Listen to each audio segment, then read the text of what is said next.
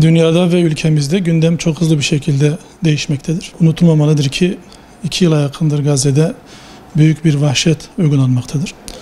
Bu gündemler bizlere Gazze'yi unutturmamalıdır. Gazze'nin yaşamış olduğu bu insanlık dramını bir Müslüman sorumluluğuyla sürekli gündemde tutmak ve Gazze'nin yaralarına çare olmak adına sürekli bir çaba ve gayret sarf etmek gerekiyor.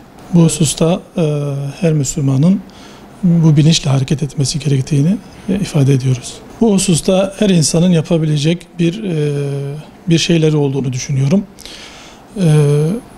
Bir sivil toplum temsilcisinin bunu gündem yapması, kamuoyu gündemine taşıması, bir Müslümanın, bir ferdin evinde bunu konu edinmesi, yaşamış olduğu ortamda bunu dile getirmesi, bu zulmün ortadan kaldırılması için bir derdinin olması ve bu derdini sürekli canlı tutması gerektiğini düşünüyorum.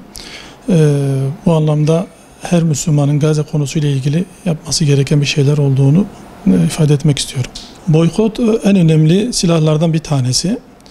Ancak düşman İsrail ve işbirlikçileri böyle bir güç karşısında geri adım atabilirler.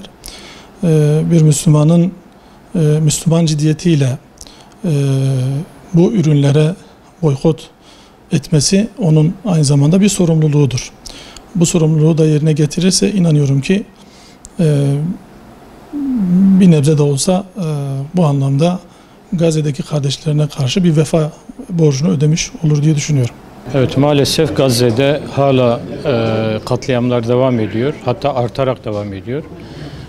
Bizler farklı şeylerle meşgulken özellikle İsrail'in İran'a saldırmasından sonra başlayan bir örtme şeyi var sanki. Yani dolayısıyla böyle algılar farklı noktalara çevrildi. Ama hepimiz haberleri izliyoruz ve her gün yüzlerce insan öldürülüyor. Hatta İsrail katliamın şeklini bile değiştirdi. Yardım almaya gelen insanları, mağdur insanları, aç insanları tarayarak öldürmeye başladı. Ve bizler hala bunu çok normal bir şekilde sıradan bir olaymış gibi haberlerde izliyoruz.